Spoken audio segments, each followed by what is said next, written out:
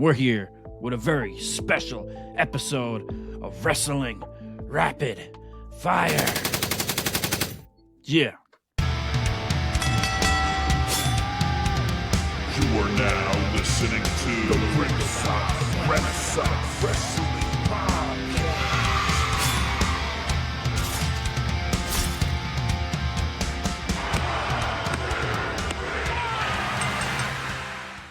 We're back with Ringside Renaissance. We're here with a very special episode of Wrestling Rapid Fire. Yeah. And I'm here with the best co-host in the world, Pretty Deadly Jesse. Yeah. And I'm Andrew Combat Jones. Yeah, bringing more shots. Yeah, and it's a special episode because we're just here talking a bunch of random wrestling stuff. So what's not special about that? That's a beautiful thing, man. Bonus episode. This is a bonus episode for all of our subscribers. We have, we're just going to talk some random happenings around the wrestling world, some highlights that we don't normally get to touch on probably with our normal episodes. We have some fan questions and comments to get to as well. I got a few things written down. Should be a fun episode. Should be something we should probably try doing more often, I guess. We're not going to, but we should try. Hey, you never know. Hey, as we celebrate our 2K subscribers, baby. Yeah. That's right. Okay. Yeah. And by the time this episode will have come out, the UAP UFO hearing will have taken place. So hopefully everybody will have learned some more groundbreaking, earth-shattering stuff. The X-Files. Yeah, the X-Files will have been released. They have all these people testifying in front of Congress. Why don't Mulder and Scully just go up and just tell them everything they've seen? Just would make everything easier. And while they're at it, why don't they bring the X-Files back for another season? Drop the bomb on that. Oh, my goodness. They had to leave it with a cliffhanger at the end every time. Yeah, it's a beautiful thing, man. Like I said, we have had a lot of stuff going on with pro wrestling. There's some things I've been wanting to ask you, but the situation or the topic just hasn't come up. So I'm happy to get into it. First thing that's been happening for quite a while that I've been seeing on the internet and stuff, it's been happening over different organizations and promotions. Mm-hmm. Have you seen JBL be making an appearance lately? Like, he's been going to all these independent promotions. He made a stop at TNA, and he just shows up in like this black trench coat and gives people a clothesline from Heck. And really, yeah, and then just bows out. Yeah, it's just it's a funny thing. You can see all the clips on the internet. I don't know what it's leading to. I'm not sure. So he's making a comeback, maybe? I don't know. Maybe he's just making quick paychecks. I don't really understand what it is, but he'll just show up, give somebody a clothesline, and just walk off. Like, well, that's interesting. Yeah, I've been trying to figure out what exactly it leads to. It started in TNA, I believe. Maybe I'm wrong. Let us know in the comments if I'm wrong. But I saw it in TNA happen, and I thought maybe it's because of WWE and TNA's like partnership that it was something to do with that. But now he's been on, I believe, Game Changer Wrestling. I think he showed up on, and some other independent organizations, and like just walks in with a cowboy hat and a trench coat and gives a clothesline from hell and walks off. So, oh, that's interesting. Shout out to JBL for bringing it back. He's he's getting up there, but I mean, he could be a potential Brock Lesnar retirement match. Somebody last night was trying to tell me that Brock Lesnar is the 5th member of the team. Okay. And Paul Heyman will bring him back to join the OG Bloodline. Yeah, okay. One thing you got to say about JBL, though, is he did select his cabinet very well. There was a few outliers, a few wild cards that nobody suspected, but when he went into office, as he says, he selected his cabinet very well. So that's true. Look out for. Yeah, so that's just something interesting I've been watching. I've been following it on X and Twitterverse or whatever you want to call it, and it'd Right. be cool to see JBL do kind of a return. I don't think it'd be in ring, but Yeah, we shall there's a see. lot of random stuff going on right now in wrestling and rumors, and the gossip mill is hot. It's printing out hot. What else? Oh, our friend Vince Russo, bro, was talking about Triple H maybe being on the chopping block here soon. Oh, bro, really, bro? Yeah, bro. Man, bro, why did he say that, bro? Well, because all the allegations with Mr. McMahon, and they might develop into something more, and the people that were close around to him, may get pushed out. And Really, bro?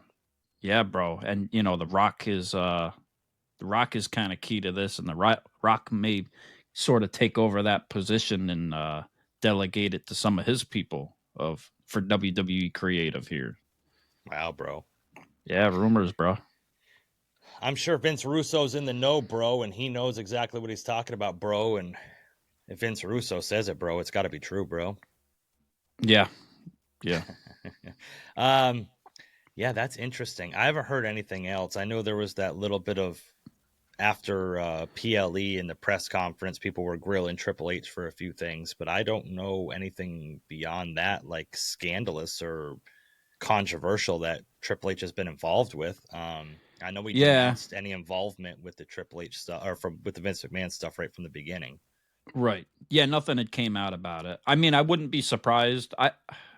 When it came out, I wouldn't have had been surprised if like all the people at the top kind of would have just got pushed out just to kind of clean house to save face, Yeah. and distance themselves from anybody that was there.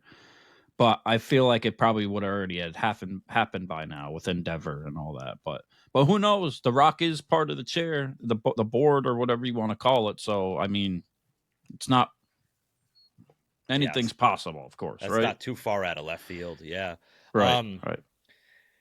Now, there's a thing that I've read online that people are saying that Triple H's booking has been on Yeah, par with Tony Khan, which that's a real deep shot. But yeah, yeah. I don't think the booking has really been that bad lately.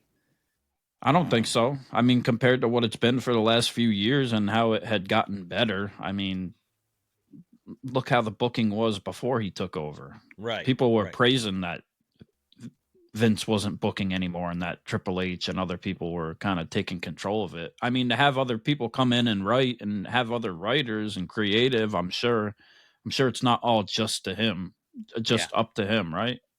Yeah, it can't be. I mean, it's too Yeah. broad across. And it's too much. Yeah. Well, it's got Shawn Michaels booking NXT, but like, Right. it just, yeah, I don't see, and there's so many superstars, like so much talent there, and it's hard to, because just because your favorite wrestler isn't being booked to be a strong champion right now doesn't mean he's a bad booker. Like that, I think that's, people have this disconnect. And I think when we were kids, the term booker and kayfabe and all this different stuff, these wrestling terminologies, they weren't commonplace. Like we didn't say that stuff growing up. Like, No. but now everybody's got the internet and a smartphone, and smartphones make you dumber. And I think everybody thinks that they're like the number one source for information and ideas for wrestling, and it's just it muddies down the product for so many people criticizing when they really couldn't do anywhere near as well as WWE is doing right now. It's a multi-billion-dollar company. Yeah, and smart mark. Yeah. And like when it's up to like Triple H, like booking, like I think a booker as like more of like a promoter. Like he's not there writing every storyline, and I'm sure it obviously he's at the top of the table, at some point, like it's got to run by him. I'm sure he's got to okay it, but they've got to have all these writers and all these other people trying to figure stuff out. Not to mention the wrestlers giving their input, right? Yeah. The superstars. So it's I'm sure it's way more complicated than that, than just him being a dictator and control. You know what I'm saying? Like, Right. it's not Vince. Like he doesn't have the control Vince had at one time. And and because of Endeavor and all that Yeah. stuff as well. Like, I mean, it's just, I think he's doing great with what he has right now. And I think that people that are overly critical, you need to look back, like you said, 5, 6 years ago under the VKM regime, and like look at how terrible Right. the product was back then. And I hate, it's hard to, you don't want to compare stuff, but like I think he's doing pretty well. I mean, they're doing record numbers, record sales, record, profits. Like, Yeah. in business, that's what you're looking for. He's not looking to please every single fan. He's looking to make the most out of the business, and I think he's really doing that. Yeah. So And in retrospective, do you think it may have with WWE had not, because it was not so strong a while ago at one point, right? And like the writing and everything was just terrible. Do you think it actually made AEW look better than it was to a certain degree when AEW first showed up? Because it was just like this alternative, and it's in retrospective. I don't know. Maybe not. Maybe just a little bit. Not to take anything away from it, but I mean, when all you got is crap over here, and then you have something else over here, and it's a little bit. I mean, yeah, you got to answer the bell, and like I believe that, like even our friend Uncle Dave said that when he's like, oh well, AEW is not doing so well because WWE is so hot right now, but like right, AEW, like you said, came in like a lightning bolt, and like people were gravitating to it. So what did WWE do? They stepped their game up, and they became a much better and more pleasing product. But now it's AEW's turn to kind of step up, and I don't feel like they're doing that. I feel like AEW is kind of just resting on they're just content being where they're at right now. I don't think they have any sort of desire to grow, and it sucks for all these like diehard AEW faithful that like really want to see this product become like a true competitor to WWE, because it's just not going to become that with like their current business plan that they have, in my opinion. Yeah, the grass was greener on the other side for a while. Yes. I was one of them. I completely same. Yeah, I stopped watching WWE because it was so repetitive and stale, and then I saw the All In before AEW was even a thing. They had the independent show All In, and then they had, they created AEW. They had Double or Nothing, and I messaged you and I said, bro, this new company, bro, is gonna be. This is something different, and kudos to AEW for like reigniting my love for pro wrestling. But I just feel like right now their product has become so stale. It's like, okay, so we'll jump into AEW a little bit. So, John Moxley's new group, they call them the Death Riders, I guess. Which is named after his finisher, right? And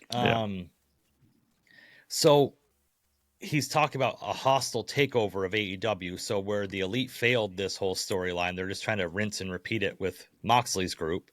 But on AEW's social media, they've been posting since last Dynamite until this upcoming Dynamite. Oh, AEW or John Moxley to cease control of Dynamite on TBS this week. Like, you're killing the story. So the official AEW page is telling you that Moxley's going to take over the show. Like, Mox seizes the superstation, right? As they said it. It's just interesting. Yeah, it's in Bridgeport, Connecticut. Shout out to Bridgeport. I won't be able to make it to that show, but if I was in town, I would definitely have went. But yeah, it's interesting what they're doing with it. They had put out an interesting graphic. Nonetheless, he looks like Stone Cold Steve Austin somewhat. That's what people are saying. And he had just did like an interview with the New York Post, which is making its rounds a little bit of headlines. He was talking about like the reset and with AEW and a complete restart and a hard reset.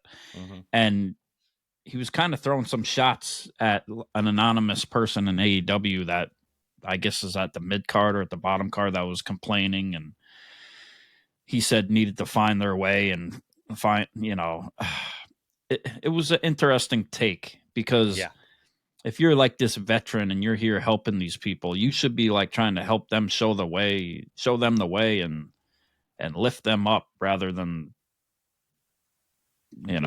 breaking them down kind of for like, I don't, AEW just doesn't have that NXT that WWE has to put people to the, I mean, if you want to send them the Rampage, I guess, or Collision, and that's where they're going to work out their kinks maybe and get better. But what do you do? Send them back to the Indies like the D League and then take them back again? Yeah, because I was told that Rampage and Collision weren't their B and C shows. I had an argument with somebody online. Oh, yeah. They don't have A, B, and C shows. They're all the A show. It's like, okay. At this point, they're all on the same level because they're all very bad. But yeah, going back to the hard reset post that you had talked about, the Kick Ash podcast, shout out Kick Ash podcast. She actually has a long video breaking it down and talking about it and finding like a correlation between what's happening on TV and the post that had been put out. So that was really an interesting watch. I wonder who he was talking about. Yeah, he was, probably talking about Sammy Guevara. No, yeah. He seems to get caught up in this stuff a lot. Daniel Garcia or somebody in the storyline, maybe Orange Cassidy. I don't really know. I mean, is there really any upper or lower card there? It's just everybody just weaves wherever. And that's the thing, talking about like how it's been better or worse, or it's kind of jumped around. Like Full Gear, the match card this coming up at the end of the month on November 23rd. If I look at the match card coming up for Full Gear compared to the match card at Full Gear that I went to 2 years ago at the Prudential Center, it ain't nothing compared to it. Yeah. Like, and that's the problem. In my eyes, like, I had to like, I was like, I'm buying a ticket. I'm driving 6 hours to go see this. Right. I'm spending money on a hotel room for this match card. Never. Like, I would drive maybe 2-3 hours for it, but I'm not spending all that like money for it. That's crazy. Well, shit. Collision is 20 minutes from me being taped, and I'm not going to that. Like it's and they're spending so much more money on talent, but like the product, it don't matter who you bring in. Like you said, if the storylines aren't compelling and the story and the continuity isn't compelling, I'm not going to tune into it. Like, I'm just not bought in. But one thing I am bought in, and I feel like a lot of people are really getting behind here, is the Hurt Syndicate that just debuted. Was formerly the Hurt Business in WWE, now the Hurt Syndicate, Real Original. With MVP, Shelton Benjamin, and Bobby Lashley, who debuted a couple weeks ago. But they're like getting over. Like, if you watch them when they came out and got in the ring, like, they're being presented as like legit, like, right. And it's tough because you look at Bobby Lashley, name one person on the AEW roster right now that looks like they could even step toe to toe with Bobby Lashley. Like, and he puts you in that Hurt Lock, that full Nelson, and it's over. God, I mean, Brock Lesnar could barely break out of that thing. Like, Swerve, Swerve's in for something. But do you think Swerve had a real big fall from grace? Like, he was the AEW champion 3 or 4 months ago. Right. He lost the title. Then he had that lights out match with Hangman Adam Page. He lost to Hangman Adam Page, and Adam Page hasn't done anything really of note. I mean, he had a little feud. He's having a feud with Jay White, but like, you'd think him beating a former AEW champion and like basically winning that feud, for lack of a better term, that they were going to push Hangman, but now he's just lower mid card, and Swerve loses that lights out match. Still says he's the most dangerous man in AEW. Well, you're not, because somebody just beat you in a more dangerous fashion. Right. And then now looks like he's going against Bobby Lashley at Full Gear. And I don't think they're going to put Swerve over Bobby Lashley at Full Gear. So. Yeah, it's not the time. And that's the thing. Like, the Hurt Syndicate is definitely the heel group, right? Yeah, and but they're over with the crowd. They're over with the crowd. Yeah, and Swerve is supposed to be the baby face. And, you talked about Yeah, which doesn't make sense. And you talked about like him being the most dangerous man. Yeah, they put the T-shirt out right before the lights out match, and he lost it because he got a hypodermic needle stuck through his cheek or whatever, knocked Have they out even from explained that yet? no, I don't get it. I don't know if it's people had talked about he had did it and like it had been done in like other hardcore matches and other promotions for the shock value and this and that, and they just couldn't duplicate it. But Cool. yeah, exactly. But it just it doesn't make sense, and I'm sure. Yeah, it's definitely a fall from grace. I'm sure he's not mad that he's getting to work with Bobby Lashley and like MVP and Shelton Benjamin, right? Like some of this other talent. I'm sure that he's admired, but to have the lights out match be the main event of that pay-per-view card and then just go to nowhere, like I'm sure Hangman and Jay White are probably going to be the opening match for Full Gear. Mm-hmm. Yeah. Yeah. It's tough. It's a tough look. Right. So in the same vein of AEW, this is something I wanted to bring up to you. Yeah. We interrupt this program to bring you an important announcement. Yeah, we have some very heartbreaking news, and we need to take a moment of silence. One of our favorite in-ring competitors in the history of pro wrestling, full of accolades and memorable moments in the professional wrestling ring, Marco Stunt has announced his retirement from professional wrestling in-ring competition. No. Rest in peace. He can go back to biting hookers and flossing now. Yeah. Poor guy. Imagine like Marco Stunt versus Bobby Lashley. That's a dream match. It's a dream match right there. Marco Stunt versus anybody is a dream match. Could you imagine? Could you imagine Orange Cassidy winning the world heavyweight title when you have like somebody as big as Bobby Lashley in the company, and Orange Cassidy's walking around with the title? Insane. Yeah, this is what's gonna happen. Yeah, there's only 6 matches announced too for Full Gear. Yeah, we got. There's no weeks, MJF right? either or Adam Cole on it officially. Yeah, they'll face each other. Yeah, You think it's gonna happen for Full Gear? Because they're waiting for Adam Cole's got to win 3 matches to face MJF.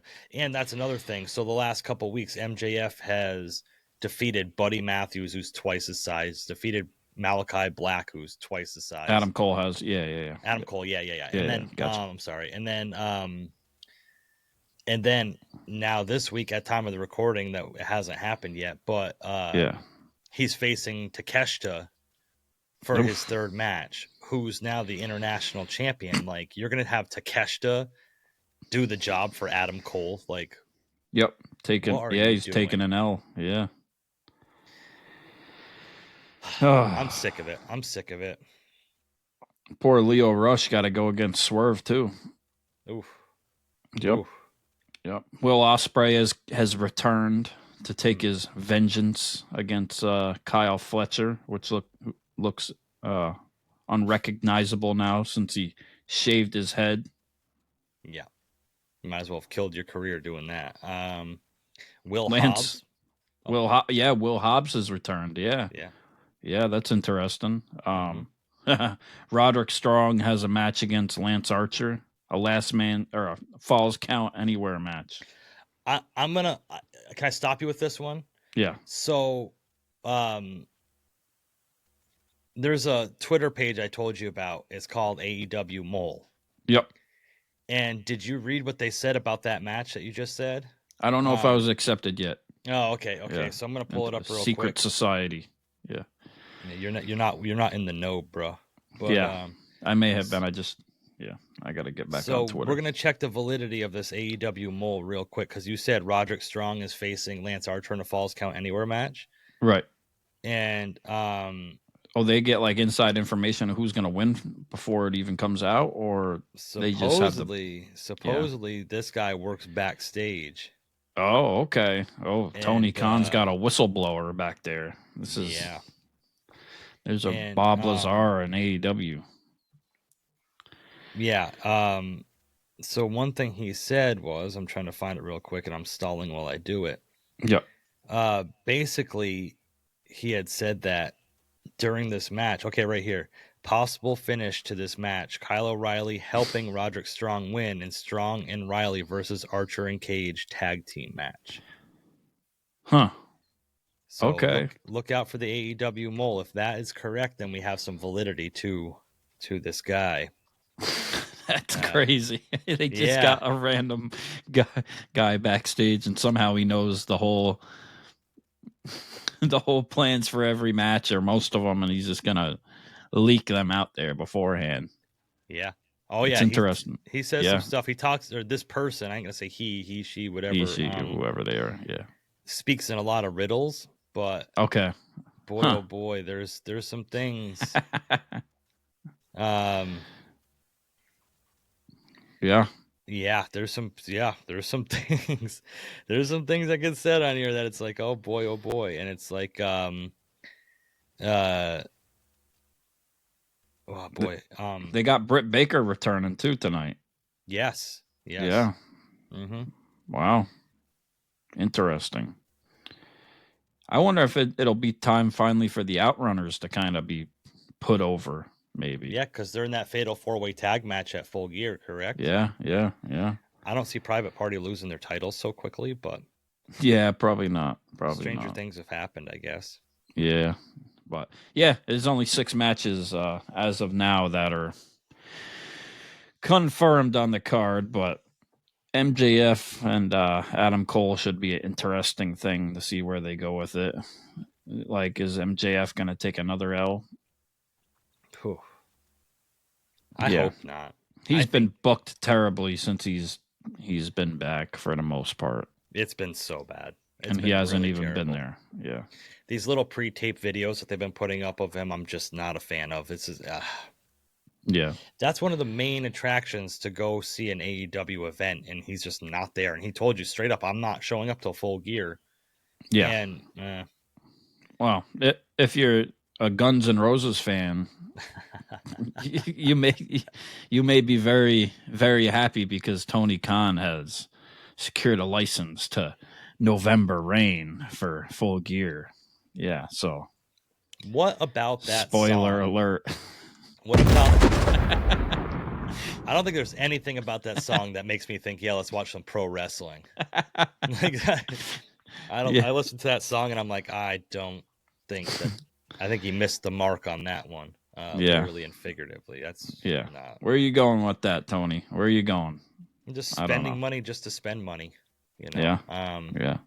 I'm sure that's going to get 50,000 more pay-per-view buys because they have November Rain as the licensed theme song. Yep. Oh boy. But talk about competing, like last week NXT was on Wednesday night, the same night as Dynamite, right? Mm-hmm. And they had their special 2300 episode. Yeah. It's 2300, right? I believe so. NXT 2300. Yeah. From the ECW Arena in Philadelphia, Pennsylvania. Yeah, and it was a special show. Yeah. It was good. It was good. They had, Bubba Ray Dudley show up. They even had Devon show up and get the tables. They had some hardcore matches going on. NXT is in WWE is going to be in some great hands. Yeah. With their talent. I'll say that because the NXT roster right now is stacked. Yeah. Like, they had Rob Van Dam show up. Yeah, they had Rob Van Dam show up. They had a bunch of people show up. Guido was there. Yeah. It would have been a cool thing. Yeah. And shout out to Carly Savage because she was there. Mm-hmm. She was our boots on the ground. Boots on the ground. Official reporter. Yeah. So NXT moved to Wednesday because of there was other things going on last Tuesday, so they moved it to Wednesday, and they beat AEW in the ratings on AEW's own night, which was wild to think about. Yeah, and she said it was a wild show too. She said it was crazy, and I could pick up from the energy too from watching it. Like all these people, like Jada Parker, Lola Vice, in a hardcore match, like they're shining. They're on top of their game. Javion Evans, Wesley, crazy. Ethan Page, Ridge Holland is like on the up right now. Right. Yeah. He's really coming into his own. Yeah. Shout out to David LaGreca for feeling besmirched by Ridge Holland, because that's poor guy. Yeah. I got your back, LaGreca. Like, man, oh man. Like, he gave him the Rock treatment. Yeah, they got some beef coming still. It doesn't seem settled, so hopefully Bubba can step in for him, because he's gonna need some help there still. So hopefully, yeah. We'll see. Yeah. Tommy, I'm a 53-year-old man. I can't get in the ring. He can blow me and I'll fall over. Yeah. I'm a 53-year-old man. Calm down, Dave. Calm down. Chill out, Dave. Yeah. Oh, man. Yeah, Tony D'Angelo, he was there with the family, the Don, So shout out to Tony D'Angelo. Yeah. Beautiful thing, man. And the Trashers, of course. That's right. Yeah, and AJ Galante. Yeah, all that. Yeah. Yeah, man. Do you think he's doing a really good job with the North American title? Yeah. He's over, like very over. Yeah. And I really appreciate what he does. He's really great in the ring, solid in the ring. The characterization of the group is very well done. The little vignettes they do. I think that's marrying like old style wrestling, like gimmick. I'm not trying to say Tony D'Angelo. I'm not trying to. I know you live this. I'm not trying to say that. We don't want to disrespect the family. No we don't have to go into witness protection or nothing. Like I don't want to go visit that restaurant. Maybe to have a nice veal scalpini, but I mean, I would go to Bada Bing, I'd go to Bada Bing maybe, if I could. Hey, Paulie, come on. I would, but I don't want to go there for other reasons besides having a nice veal scalpini. But it's a way of marrying like an old style wrestling TV production with like the new wave and making it marry together and work very well. And I'm very invested with his growth and development. And he's been so over, with that for a while now, too, just with the whole Don thing and what he does in that. But I wonder how it would carry over to the main roster, if it can get over like that, because they've kind of got away from those type of gimmick things, right? Yeah. So that's the only thing I worry about. But, the talent is still there. So, it's so good. I don't know. Yeah. I think if it's not so over the top, if they, not water it down, but kind of step back from it and focus on the more of the in-ring stuff, I think it could really shine on the main roster. But that makes sense. Yeah. But look at, so we'll go in the same vein with this one. Like you said, gimmicks just don't work on the main roster anymore. Right. As much so, and that's what a lot of my gripe is with the Wyatt Six right now, because they are over, right, to a lot of people. So it just doesn't fit. It just doesn't fit to me. Like, okay, you have Randy Orton and Kevin Owens, whose beef is just like straight up like, hey, we were friends, you crossed me, whatever. The Bloodline, it's a family order, a family deal. Gunther, which they are really, right. Yeah. And then like Gunther and Damian Priest, like, oh, you're a street rat, I'm high society. Like these real life problems and real life storylines. And Rhea Ripley and Liv Morgan, like, oh, I stole your man from you, you're trying to get revenge. Like these real life issues that are going on. And then you have this people walking around in like Halloween masks and kidnapping people, and it just doesn't fit. It just doesn't fit. And it kind of takes away from both of them. The validity of the other stuff. Yeah. I don't know. Like the Wyatt Sucks are like that weird group of kids that sat at the goth table in the cafeteria lunchtime in high school. Yeah. Like they like their parents bought them a $50 gift card to Hot Topic. So yeah. That's who they're capitalizing off. That's their audience too. Yeah. The other, they had that other huge match and between Julia Gulia, Stephanie Vakor, Zarya, Jordan Grace, and Kalani Jordan, which all of them, dude, like superstars. They're all superstars. Like, I am so high on Kalani Jordan. She's so dude, good. she's great. Amazing. Amazing in the ring. And to come from like a just gymnastics background, like a champion, I believe, maybe, national champion or something like that, so, or Olympic or something like that. But all respect to her. Yeah, she's amazing, incredible for it. And she can talk. Like she's got it. Julie and Stephanie Vacor, have been teaming up. They had teamed up last night on NXT, which is this regular last NXT on Tuesday. And they already have it coming into NXT. Like, they're superstars. They didn't need to go through the developmental system already. Like, they're just going to get better and better. And they're going to face each other now at Deadline. Whew. Yeah. Could you imagine? In my opinion, Stephanie Vacor is the better of the two. I think she's the most polished. I think there's somewhat of a language barrier between the both of them right now. And the only criticism I have of Julia kinda is I kind of get the same vibe when she comes out, she does the mask thing. It's almost like she's doing the exact same thing as Asuka. Right. Okay, I can see that. Yeah. She's different in the ring for sure, and she's very, very talented. Has a great move set, but yeah, the entrance it's kind of taking it away from me. Okay, I can see that. Yeah. Yeah, Julia's I think better as far as the language thing goes. I think both of them can benefit from having kind of like a mouthpiece. Yeah. And it's not taking anything away from them. It's just there was a reason why managers were so prominent back in the day, and it makes sense. If someone's good in the ring, they're good technically, they look good, but they just don't have it on the mic or can't have it on the mic because of language differences. That's why.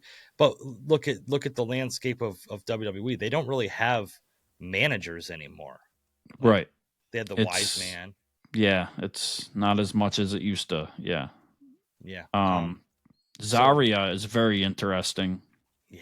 She's a lot more has to be seen of her, but she does like the F5. Like, she had hit the F5 on Roxanne Perez, and that was it. Lights out. Yeah. I hadn't known much about her before she moved to NXT.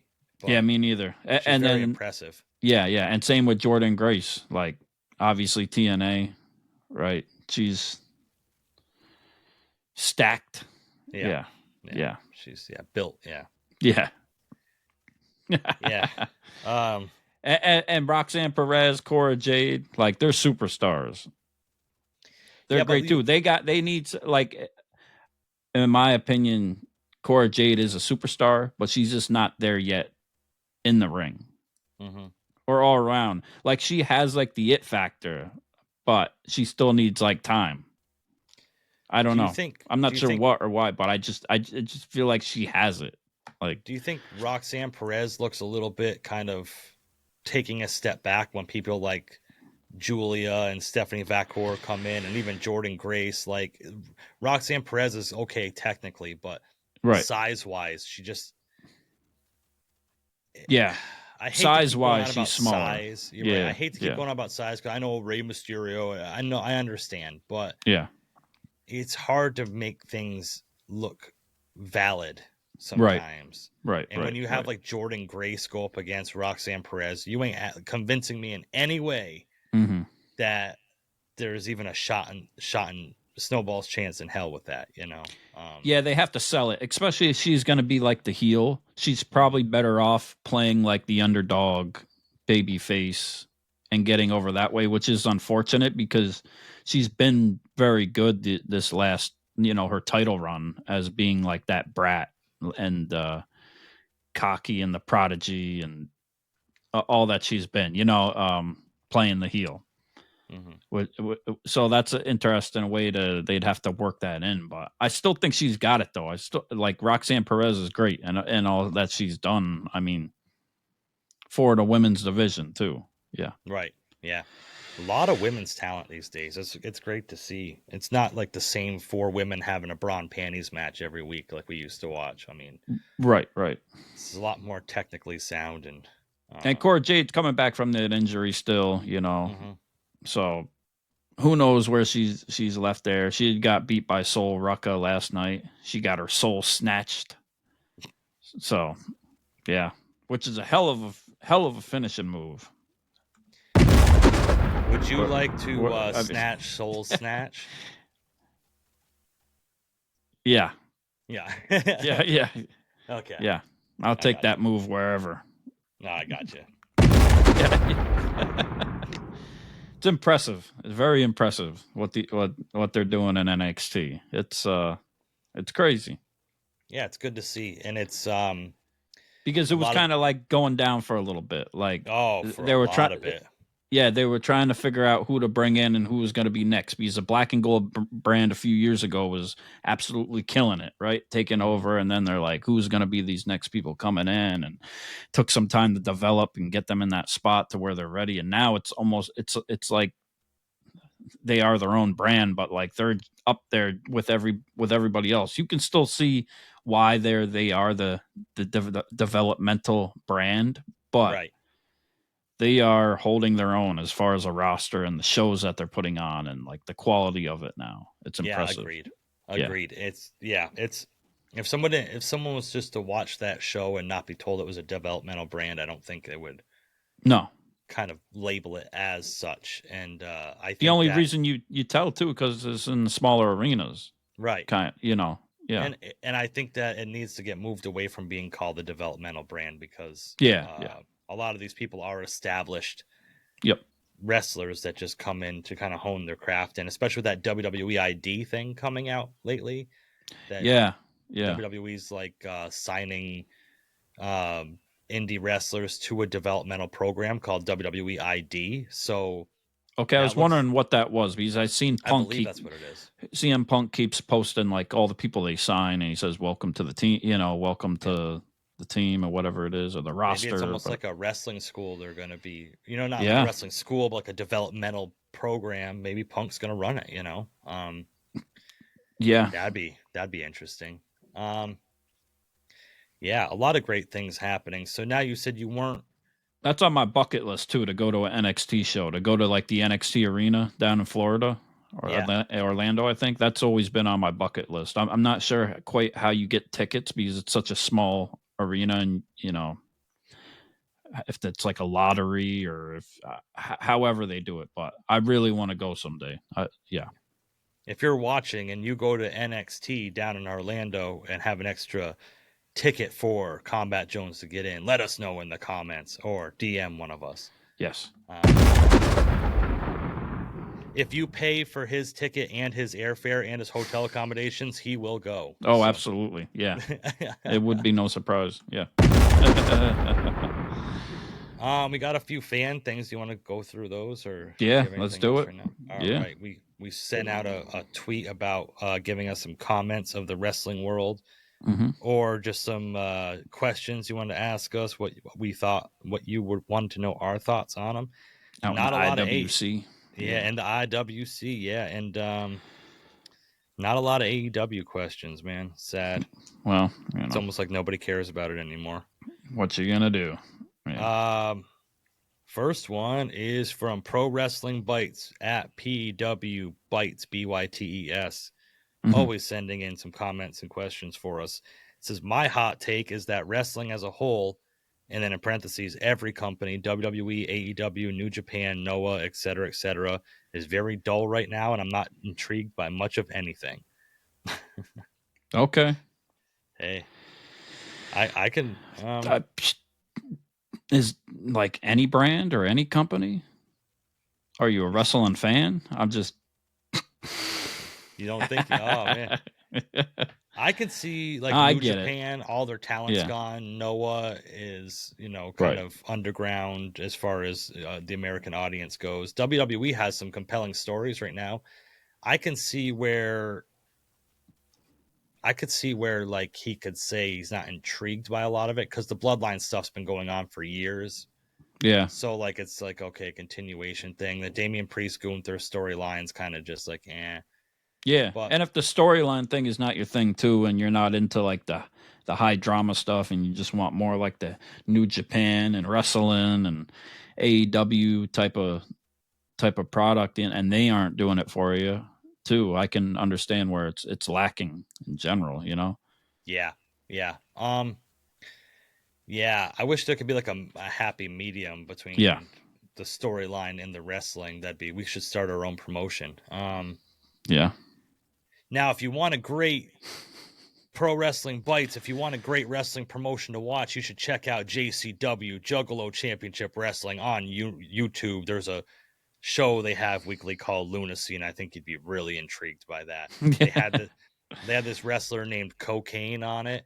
It Oh, was I was going to ask you if you've seen Cocaine. Yeah, cocaine. Yeah, well, yeah, I've yeah. seen a lot of cocaine in my days, but like the wrestler as well. Yeah. Yeah, I believe he was on JCW. Yeah. Okay, yeah. There's been a lot of interesting characters that have been out, but yeah, Cocaine is one of them. It's Kane, but he dresses in white, and Throws powder in his face, and that's how yeah, he he's all yeah. When he goes, the powder just yeah, it's very clever. Yeah, it's there's very like a clever. there's like a blue Kane too, and like Yeah, there's all types of it's the whole Kane character thing has been interesting. What people have done with it lately. The whole Kane. Yeah, I believe Kane is actually far red right now. Yeah, And there's a blue Kane. Yeah. He's very. The Kane side's very heavily red. Right now. If you follow him on X. Yep. Next one, the real one at underhook_city. Which show do you think is better at the moment, Raw or SmackDown? For me, it's SmackDown. He says. Yeah, I agree. SmackDown agree. is hotter right now, especially with Punk not being on Raw, in my opinion, and Drew McIntyre and.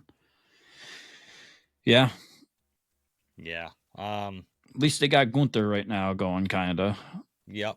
The Judgment Day storyline doesn't really speak to me. The Wyatts obviously don't speak to me. Yeah. The Liv Rhea thing is played out. Something needs to happen with it. And even with it being compressed to 2 hours, it's still not as good as SmackDown. But SmackDown now with the Bloodline storyline, it's taking part on both brands also somewhat. Yeah. So and 2 or 3 months ago, I probably would have told you Raw because of the Drew and Punk storyline. Right. So, and everything was slow burning with Solo's Bloodline and everything else. So I would have said Raw, but right now, as of today, I think SmackDown's much more compelling. And I think once Raw hits Netflix, it will be Raw again for sure. Oh yeah, they're going in Raw. Yeah, they'll be going in Raw for sure. Here we go. Howdy LFC. Okay. Howdy LFC 396. Let's go. Yeah. You still haven't told us if they're I wonder what this question's going to be about. It's a comment. Oh. Okay. You're going to agree with this 100%. There is absolutely no need for Brock Lesnar to come back. It's not even like he's a one-of-a-kind type wrestler now. We have Jacob, Braun, Obafemi, and more. Mm-hmm. And media-wise, it definitely won't be the greatest look for WWE post Vince. I agree. And he should not come back until everything is worked out with the Vince and the lawsuits and the controversy, and that he has been cleared that he had no part in it at all. Yeah. It's just not a good look. It's not a good look. Yeah. Yeah, I think at this point, if it hasn't come out one way or another, if he had any part in it at all, like you said, might want to stay away from those waters. I wouldn't even have him come back anyway. Maybe like anyways, I'm not even like a huge Brock Lesnar fan. Like when he had the title for forever, like I was so happy when Seth had finally took it from him. Like I didn't like his runs. Like he was good with Paul Heyman, but like he was one of them people that started before Roman Reigns. He would show up like once every freaking 2 months, it seemed like, and he'd just do the same 3 moves and. Yeah, and then the whole thing with Kofi Kingston and like everything, it just completely turned me off of Brock Lesnar. I can't deal with it. It turned me off when he beat the streak. That's that too. A lot of people that project him as like an ultimate superstar, that killed it for me. I agree. I said, I think he should come back for the Hall of Fame. That's about it. I think Yeah, his time in the he sun is deserves a done. Hall of Fame, of course. You know, but thank you, Howdy LFC, for not bringing up the Wyatt Six. This one says Alexis at GG Dolan Toxic 4. Some of these handles are exciting. Yeah. Lance and Noah I should be the 5th man for War Games. Now, I believe he just signed with NXT. Who? Lance and Noah I. He's another member of the okay. the Bloodline. I thought about the possibilities of that it would be one of these like Zilla Fatu. Zilla Fatu that he had signed too. Yeah, that it would be one of these other new members. That's I was contemplating that, but it doesn't quite seem like they're going in that direction. But maybe at the end of War Games, one of these people will show up and they will be the reason why Bloodline 2.0 wins. Right. Yeah. Yeah. Unless it's The Rock, too. That was kind of that's kind of in the back of my mind still too. But right. I just don't see a clean win. Why it would matter for? I guess the OTC needs it, but at the same time, to keep the story going and everything, if I feel like it would be the perfect time for The Rock to come in and screw Roman, and then start setting up everything in motion for WrestleMania. Yeah, I think it's just they kind of need to. I think they need to not bring in so many people into it. I think they kind of just have the players they have right now. The main Bloodline. Yeah.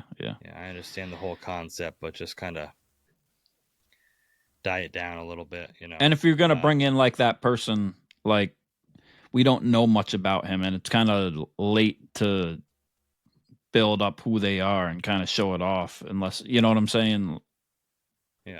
Yeah. So I wouldn't do it. Yeah, I wouldn't do it either. Sarah Rishti at Dragonflight 126. Dakota Kai returning is the best part of Raw, as I like her and others of Damage Control equally.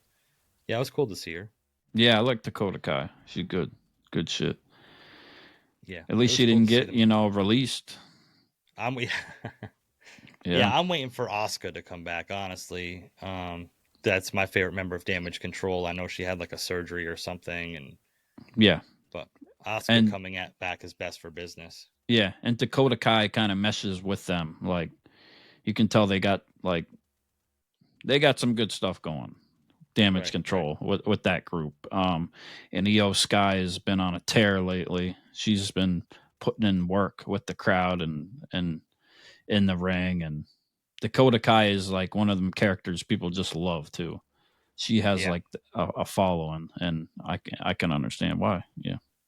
Yeah, for sure. Thank you for that. Next one. Oh, AI Wrestling Zeus, the honorary Zeus. Yeah. At the honorary Zeus. He said, answer this is from a post of his that says, would you rather work a normal job, but the learning tree is your boss, or have to dance with the great Khali at every social event? Dance with the great Khali? Yeah. Oh, either dance with the great Khali at every social event or work your normal job, but the learning tree is your boss. I feel like we all have a learning tree Chris Jericho as a supervisor or a boss at all of our jobs somewhere in some department. Yeah. Agreed. Yeah. Oh boy. I would dance with great Khali. It'd be great stories. If I was dancing with great Khali, I would probably be dancing with like his ankles. He's so tall. I don't even want to know where my head would be. Yeah, I could tell you where it would be. Yeah, I would love dancing with Great Khali. I think that'd be great fun. I got to see him live at a house show back in like 2008. That dude is a monster. Probably be a good experience. Yeah. He could probably barely stand up now, let alone dance. But what dance would you do with the Great Khali, Zeus? Yeah, Zeus, let us know. What dance would you do? The horizontal hustle? Shout out to Detroit Rock City. Yeah. the Baghdad back shot. Like, what are we doing? Let us know in the comments what kind of dance you would do with Great Khali. The Macarena. AD at A_TRIV07. How should John Cena's farewell tour begin, and how should it end? Ooh, how should it begin? I guess Royal Rumble or Netflix. No, Netflix. I think he's got to come back at the first episode of Raw on Netflix. Yeah. Not sure with who or where or why. How? You said how it should begin and how it should end, or where? Or Yeah. at WrestleMania, he said. How the farewell tour should begin and end. Oh, farewell tour. Okay, yeah. I would like to see him win the championship. Right. Honestly, and then kind of go out losing it. I don't know. I just want them to give him his flowers the proper way and give him that championship and give him that record for all time. I personally would like it. I know some people don't want that to happen, but I think he deserves it for what he's done for the company, and because he's been so loyal, and because he's been there and he's won all the championships at that company, and he came up through FCW, right? Yeah, I believe so. Yeah. Yeah. Yeah, he's just been loyal the whole time, and he always shows up and earns my respect. Yeah. Yeah. I was a big John Cena hater for Same. long time. Yep. And I think that his love for the business kind of came through. I felt like he was kind of just like one of those other ones, kind of collecting a paycheck and trying to advance his career elsewhere. But I think he really has a love for the business. Like you said, I'd like to see him show up on Netflix. Mm-hmm. Fairy tale fantasy booking, I would like to see him win the title and have Punk beat him at WrestleMania for the title. I don't think that's going to happen. Yeah, I don't think it's going to happen, but yeah. I think his final match should be with Randy Orton. I think that's just fitting to his career. Right. I think Orton and him grew up in the business together. They're both over 10-time champions. I think 16 and 14-time champions. Yep. I think that would just be icing on the cake to see. What about Kurt Angle? Oh man, I don't think that can happen, but if it could, that would be quite the full circle moment. Yeah. I think he could come back. What I would really want is for him to come back at the first episode of Netflix, challenge Gunther for the title if Gunther still has it at Royal Rumble, win the title at the Royal Rumble, Punk wins the Royal Rumble like we've said in the past, and then they fight at WrestleMania. Yeah, and Punk wins. Yeah, that would be the best. That'd be best for business. That's what I want. But Kurt Angle said that AEW had made him an offer or something, but like it was something to do with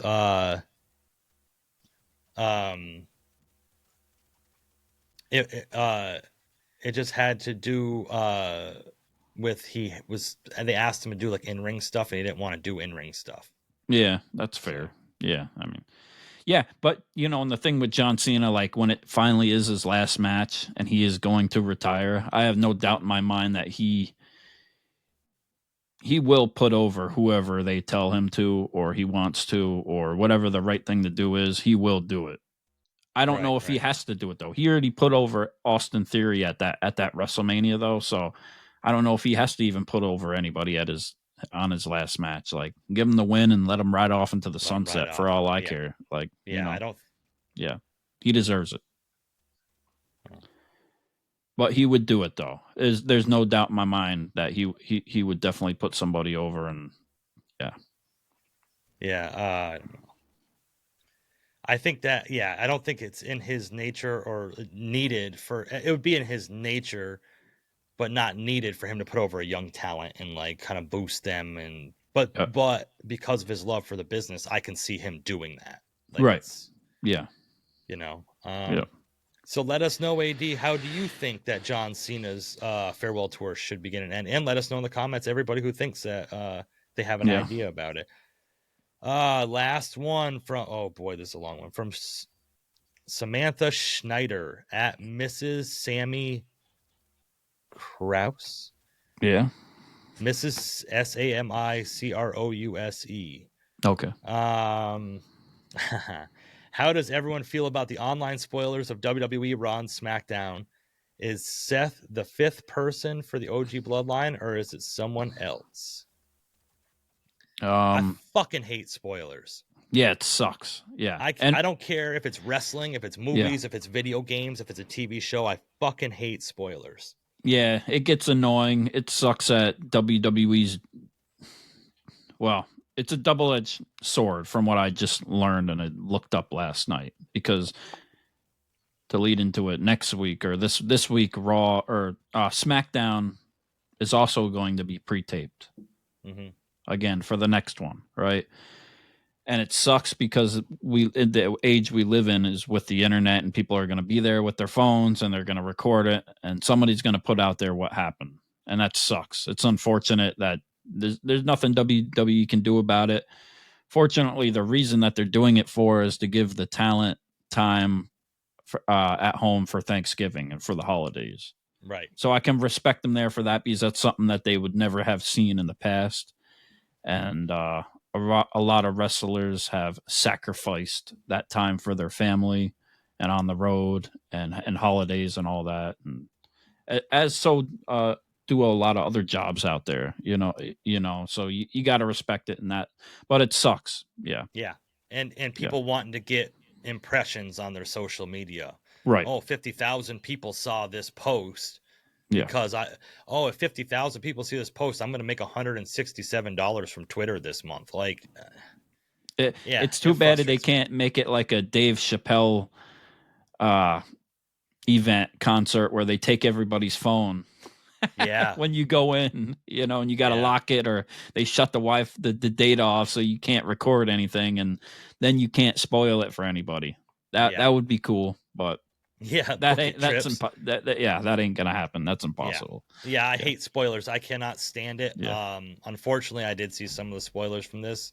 So to keep from answering the second part of your question, about Seth being in the War Games, I'm not going to answer that because I saw some spoilers, but seems like that's where WWE is going with it. It seems the direction. Which I'm not really big on, but anything spoilers I can't stand. You know what, I hate when I have to work late and I have to record an event and watch it the next morning and someone spoils it for me. It's hard enough when they don't put it out there and it's in normal time, but it's because you got to work and you have to stay off your phone, or else you might see what happened, and then it just ruins the whole thing.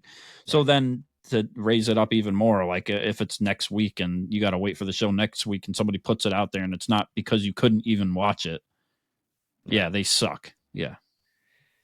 I don't know. I just hope WWE, all respect to them and the talent and everybody, that they don't do it too much too.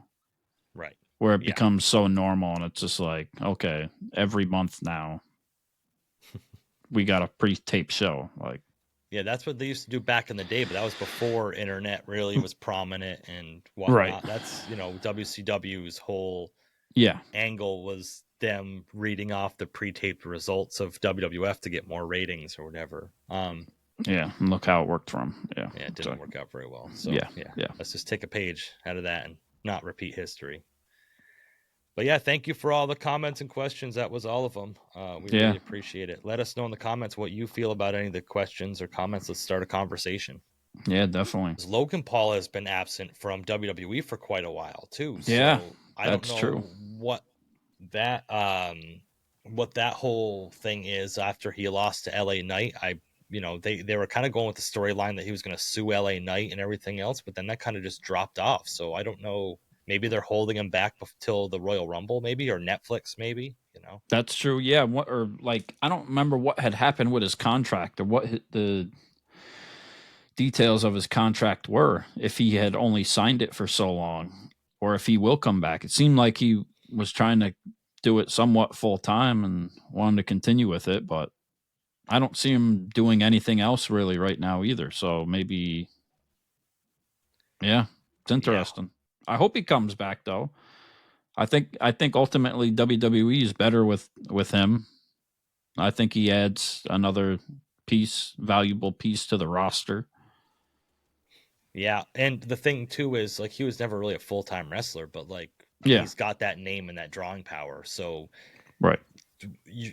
Like we had talked about, when Raw does go to Netflix, they're going to want some big names and some big, maybe some people that transcend the wrestling world, because Netflix is a worldwide thing. So to have like big superstars even outside of the WWE universe, like being on that initial show, or the first initial shows is gonna be huge for them. So I think that's probably when Logan's gonna make his return.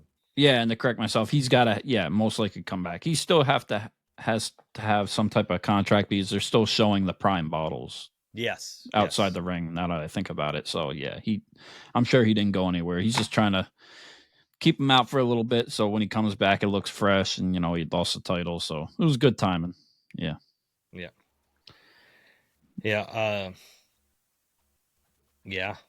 So and I don't think Logan Paul's really good in the ring, but I don't think that he can really fit in. Like I said, there's so much going on there. I don't think he can really fit in with what's going on and the dynamic and stuff. But with the Royal Rumble coming up, they need bodies and talent, and he could be somebody that shows up and be. In the Royal Rumble, there's a lot of like wrestlers that come in. You're like, okay, he's not. Doink the Clown comes into the Rumble. Okay, he ain't gonna win the fucking Rumble. Right. Right. You have somebody like and all respect to all of these wrestlers that I'm bringing up, but like a Carmelo Hayes comes into Royal Rumble, or Andrade, they're not going to win the Royal Rumble. Like, right. We can kind of just put that in the back burner. We have an understanding. There's probably legitimately like 7 or 8 guys that could win the Royal Rumble. And that's a good place to start a story too, is during the Royal Rumble. Stuff that happens in the Royal Rumble with these guys. It's a good starting point for them. But I could see them doing a swerve like Logan Paul showing up like for the Netflix things, building a storyline, and then being a legit person that people would be like, oh shit, he might win the Rumble. Like the last 4 or 5 guys or something like that. There's a possibility there. I don't see a problem with it. I wouldn't be mad at it, honestly. Yeah. Like, because realistically, who are we looking at right now that could realistically win the Royal Rumble? Yeah, Punk, Seth Rollins, probably we can put Seth Rollins. Drew McIntyre. Maybe Roman Reigns, but that just depends on the title picture. Yeah, Roman Reigns. Yeah. Well, I don't think they're going to go that direction, though. Not if he's going to face The Rock, and The Rock's not going to have the title or anything. Yeah. There's not a lot of guys that you could look at and be like, yeah, they're going to win the Rumble, Right. Especially not like up-and-coming talent. I don't see anybody up and coming. Imagine if Ludwig Kaiser won the fucking Rumble and went to face Gunther at WrestleMania.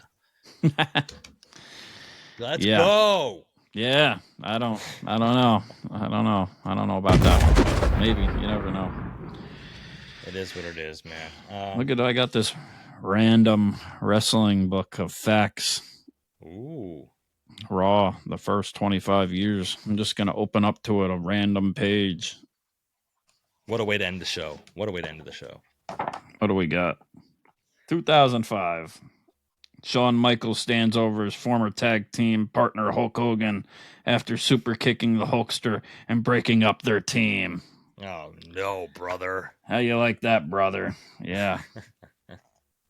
Interesting. I think they're on the same team now. The red team, I think. Yeah. Yeah, they stand for the same thing. But great wrestling fact. That's a great way to end the show. Interesting book. Yeah. What a beautiful day we had talking wrestling, man. We got this. I appreciate your necklace you're wearing with your astronaut. Oh yeah, definitely. Yeah. Oh, that's not a necklace. I thought the NASA thing was a necklace. Oh no. Oh shit! I wish that'd be dope. Yeah, it looked like the chain went to it. Yeah. I was pumped for it. No, it's part of the shirt. Yeah. Well, careful, you might want to put on your sunglasses if you want to get blinded by this ice. Yeah. We got 2/3 of lab created diamonds in that thing. Yeah, exactly. Yeah. 2/3 carat. Yeah. It's real gold, solid gold. Okay. Yeah. Hey, we got to cover all types of wrestling stuff today. Yeah, we got to cover everything. So we knocked it all out the park. Knock it out the ring, Rick. Knock it out the ring. Yeah. Shout out to Slick Rick. Yeah.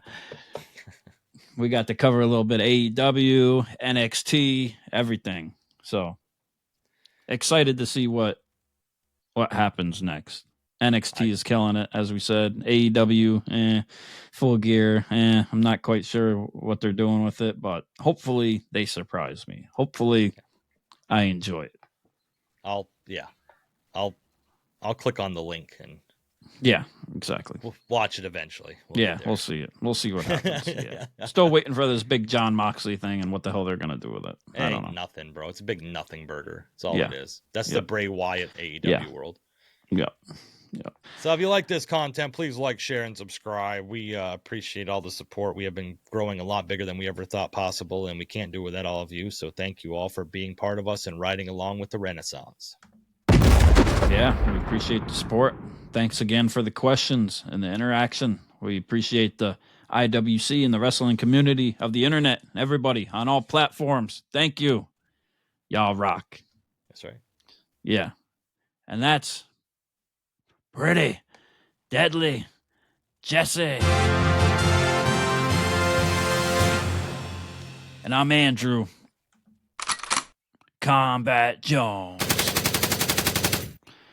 And this has been Wrestling Rapid Fire. And we are the Ringside Renaissance Wrestling Podcast. Peace.